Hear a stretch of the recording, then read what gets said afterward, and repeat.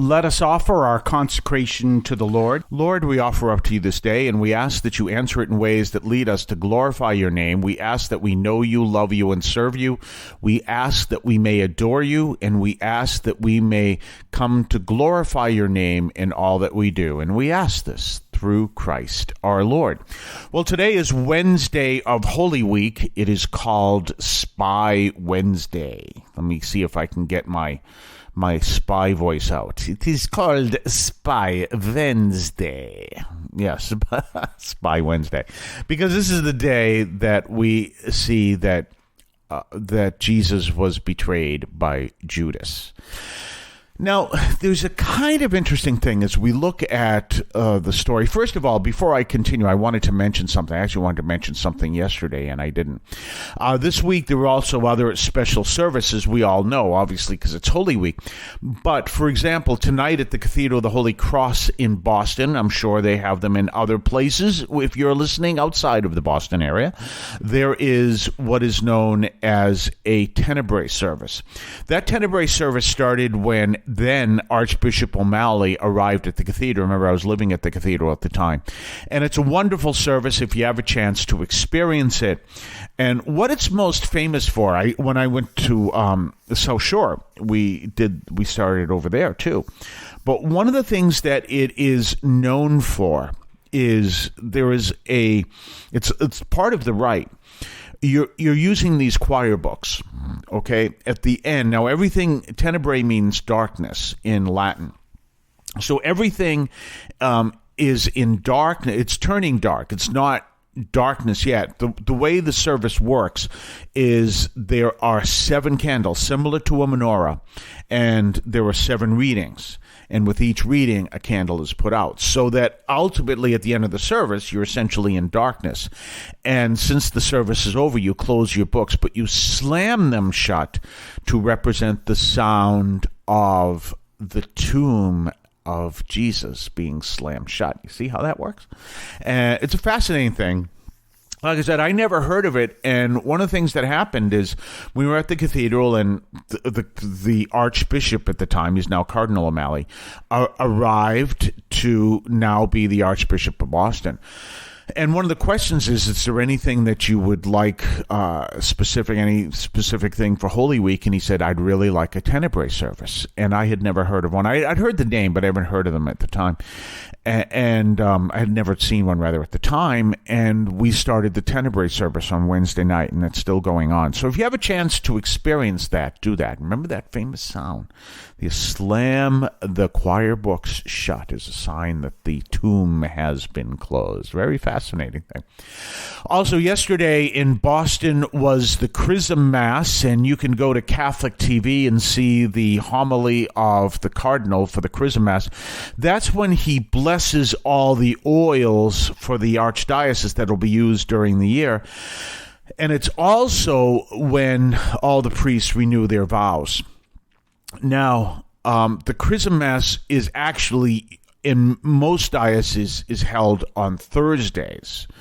However, here in the Archdiocese and other dioceses, it's held on Tuesdays, basically for scheduling reasons, because of what's going on Thursdays. I just have to say this. I hope this comes out well, but it's kind of interesting. Both, I don't think we did it for the Tenebrae service, but for the Easter Vigil, obviously it begins in darkness.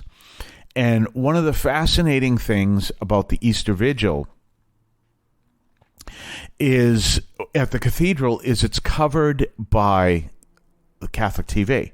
So if you have a chance to watch any of these services, check catholictv.com and you'll see the schedule and you see when they do it. And it's fascinating.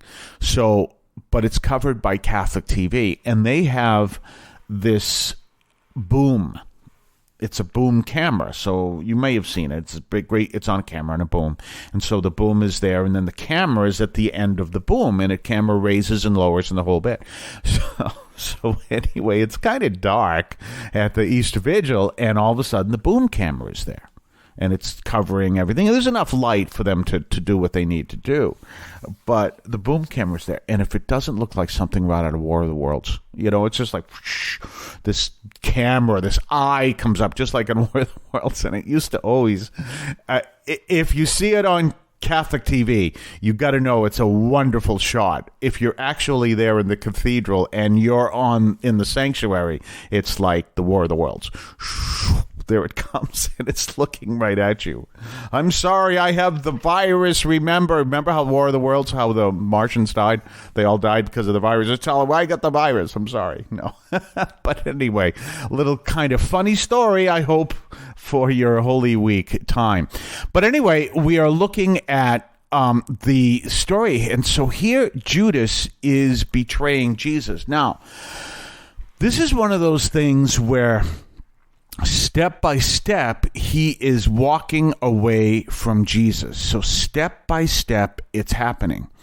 And he's turning away. So he understands that he is crossing a line here, but his reasoning, remember we talked about earlier in the week, you lose a sense of thought.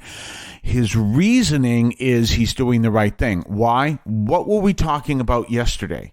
That Jesus is called to be the light of the nations, but he understood him as a political leader and realized this wasn't going to work. And in fact, there was a good chance that this would fail and the Romans would come in and destroy, as they ultimately did, the temple and the Jewish state. But they didn't do that for 40 more years. And this is all part of this. We're going to talk more on the other side of the break. Have you told anyone else about St. Anthony Overnight from St. Anthony Parish in Alston, Massachusetts, here on WEZE in the early morning and through CatholicAudiomedia.com? You realize we are a different Catholic program because we are not speaking just to Catholics. We speak to ex-Catholics, atheists, evangelicals, and people from all different religious and non-religious backgrounds.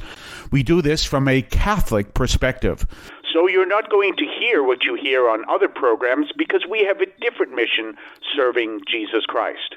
Tell your friends what we do here is different, and it is so that we all may experience Jesus, who sets us all free. And don't forget our website, CatholicAudiomedia.com. By the way, this week, don't forget, we tell you at the end of every program anyway, but don't forget the Catholic TV website and check out what's going on at the cathedral and also check out what's going on at your own parish.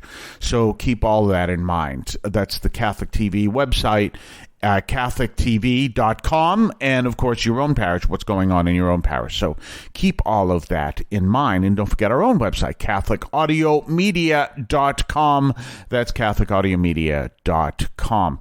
So we're talking about this powerful message where now, this is Spy Wednesday, Judas has betrayed him for 30 pieces of silver. And we know that's a powerful mention as well. So he knows he's whether he knows or not, he has crossed the line. Obviously, if he's doing something like this for money. Now, remember, Judas was in charge of the treasury. And don't forget something else. He is accused of being a thief, and he was a thief. I think it was. It's in one of the Gospels. Offhand, I just can't think of it, and I apologize for that. But he was a thief. So no one in all of the Gospels from day one, from the very first verse, have anything good to say about Judas because he's always seen as the one who betrayed Jesus, and we see all that going on, but. So Judas has done all these things. He's crossed the line. He's gone the exit. Why? Because he's not understood Jesus' mission. And so by going to the Pharisees and betraying Jesus, even for money, he's also realized that he has come over to their mission. And what is their mission about? It's about silencing Jesus for the protection of the state. That's literally the state of Israel, which in this case actually Judah. Israel is gone. It was gone since the 8th century, even though the term is often used to describe the people at the time. But we're actually in the nation of Judah, and he is, in his mind, he's trying to protect the state. So he doesn't trust Jesus anymore. And so he betrays him, but he does it all secretly. And all of that is going on behind the scenes. And where does it begin? He doesn't understand Jesus' mission. What is the ultimate call of Jesus? Jesus is to be obedient to the Father. And so that's what he does. What is Judas doing? He's doing disobedience. And we're all called to be obedient because in that way we serve the Lord. Obedient to Christ, by the way. Remember, there's a difference. Obedient to Christ, because that's how we follow and we do what the Lord calls us to do. Now, keeping all of that in mind, something else to think of, that this is happening and Judas ultimately dies of despair. And if you've seen the movie The Passion of the Christ, the children who chase after Judas and he commits suicide, those are the children who were killed in child sacrifice that was done when the Jews turned away from the way of the Lord. You can see that in Jeremiah. So a fascinating thing, all that connected. We'll talk more on the other side of the break. No, we won't. We'll talk more tomorrow. Have a blessed day. I want to call your attention to Catholic TV, which offers great faith-filled, family-friendly programming 24 hours a day. You can find your cable channel at www.getcatholictv.com, and you can watch online on the free apps or check out the YouTube channel. Daily Mass, Rosaries, the Divine Mercy Chaplet, and the Our Lady of Perpetual Help Novena are all available online and on demand. Check out CatholicTV.com. If you would like to support our program, please consider a donation to St. Anthony Parish in Allston, Massachusetts. There are several ways to consider this. One is to purchase any of our merchandise, which you can find at the shopping tab at CatholicAudiomedia.com. That's CatholicAudiomedia.com. There are coffee mugs there. There's also my latest book, Encounter Christ in Your Humanity, all of which you can find at the shopping tab at CatholicAudiomedia.com. You can also donate to the show directly through either the Donate tab, also at CatholicAudiomedia.com, or by sending a donation through the U.S. Postal Service with your questions and comments at 43 Holton Street, Allston, Massachusetts, 02134. That's St. Anthony Parish, 43 Holton Street, Allston, Massachusetts, 02134. Finally, the best way you can support our parish is to attend Mass on Sundays at 10 o'clock and be a part of our parish.